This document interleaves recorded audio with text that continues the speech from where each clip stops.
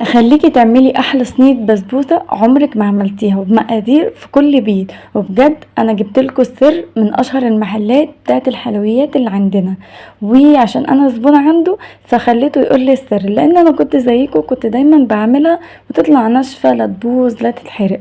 فتعالوا نقول المقادير، والمقادير سهله وبسيطه. عندي هنا كوبايتين من دقيق السميد السايب من عند العطار، ما بجيبش اللي هو في الكيس، لا بيبقى دقيق بس. وبحط عليه رشة ملح، وبحط عليه معلقة صغيرة من البيكنج باودر. طبعا انتي مش عايزة تحطي البيكنج باودر ما تحطيش، بس انا بحطه عشان احس ان البسبوسة كده يعني واخدة ريحتها ومرحرحة كده في الصينية مش مكتومة، فاهميني؟ وهنا حطيت بقى نص كوباية سكر، والنص كوباية دي اللي هتخلي البسبوسة بتاعتك سكرها مظبوط.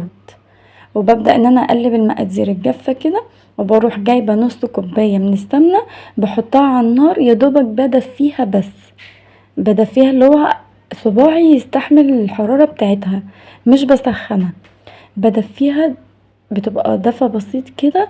وبروح حطاها على الدقيق. طبعا في المرحلة دي انا ببس الدقيق مش بعجن فيه، لان البسبوسة انتوا عارفين ان هي مش محتاجة تقليب. انا بس بقلب كده لغاية ما الدقيق كله يبقى لونه اصفر. هو الدقيق طبعا لونه ابيض، بس هنفضل نقلب لغاية ما نلاقيه كله لونه اصفر وواخد من السمنة كلها. طبعا البسبوسة دي بجد بجد هتعمليها 5 دقايق بس، وهتدخليها الفرن تقعد نص ساعة، وهتطلع معاكي احلى بسبوسة. يعني لو عملتها الصبح كليها بالليل، ولو عملتيها بالليل كليها الصبح. وطبعا البسبوسة لما بتبات بتبقى احلى بكتير. انا هنا بقى قلبته كده وبقى شبه الرملة اللي هي المندية دي، والدقيق كله اتغلف خلاص بالسمنة. في المرحلة دي بنزل نص كوباية من الحليب. نص كوباية الحليب دي ولا دافية ولا ساقعة، درجة حرارة الغرفة او درجة حرارة المطبخ. وبقلبه تقلبتين كده، مبقلبش كتير علشان ما تنشفش مني. هو ده السمك اللي انا عايزاه، بصوا، ولا خفيف قوي ولا تقيل قوي. والصينية بقى صينية مقاس 28 اللي هي الوسط، ولا الصغيرة ولا الكبيرة، عشان تبقى واخدة ريحتها. يعني المقادير دي لصينية وسط زي كده، مقاس 28. وببدأ بقى ايه ادهن الصينية كده بمعلقة سمنة محترمة، وبحط البسبوسة في الصينية وبدبها دبتين كده، وادخلها الفرن على درجة حرارة 150 او 160 في الرف اللي في النص، وبسيبها تشتغل من تحت بس.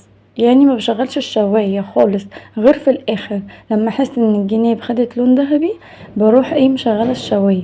في المرحلة دي بقى لما باجي اعمل وش للبسبوسة، بعمل الشربات 1.5 كوباية من السكر على 2 كوباية من المية، بحطه على النار. اول ما يغلي غلوتين كده بروح حاطه الفانيليا.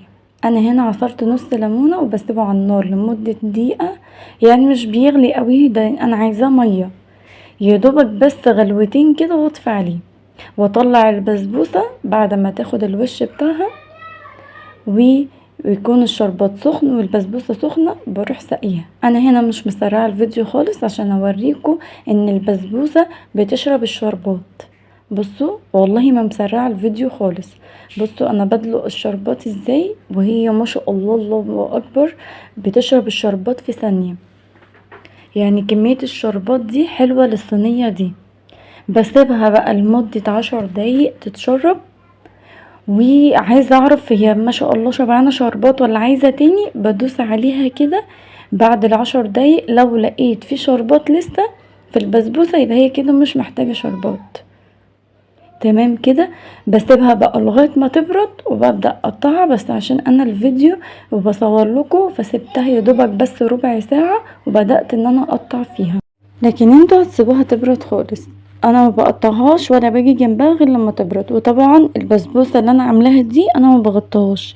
البسبوسه الناجحه يا جماعه ما بتتغطاش خالص، هي بتفضل طريه حتى لو سبتها ع- من غير غطا طول اليوم، حتى لو حطيتها في التلاجة ما بتنشفش. فانا بقطعها بالشكل ده كده بعد ربع ساعه. طبعا انتوا هتسيبوها ساعتين عقبال ما تبرد خالص تبدأوا تقطعوها. بس انتوا بقى عشان عارفين عشان التصوير وعايزة اخلص من التصوير وكده، فبعملها لكم بسرعة. بصوا عايزة اقولكم انا بقطعها دايبة خالص وجميلة بجد، جربيها لان انا كنت زيك كده، كنت بعاني كتير، بس المرة دي نجحت، والمقادير في كل بيت وبسيطة جدا ومش هتاخد منك وقت. ولو عملتيها ما تنسيش ترجعي للفيديو وتكتبي لي كومنت حلو كده، وما تنسوش اللايك والاشتراك في القناة عشان يوصل لكم كل جديد. وعايزه اقول لكم طعمها زي شكلها بجد تحفة تحفة. انا بجد كنت دايما بعملها وبتطلع بايظه، وجوزي يقولي ما تعملهاش تاني، بس المره دي قال لي بجد مظبوطه 100%، واعمليها دايما. واشوفكم في فيديو جديد، مع السلامه.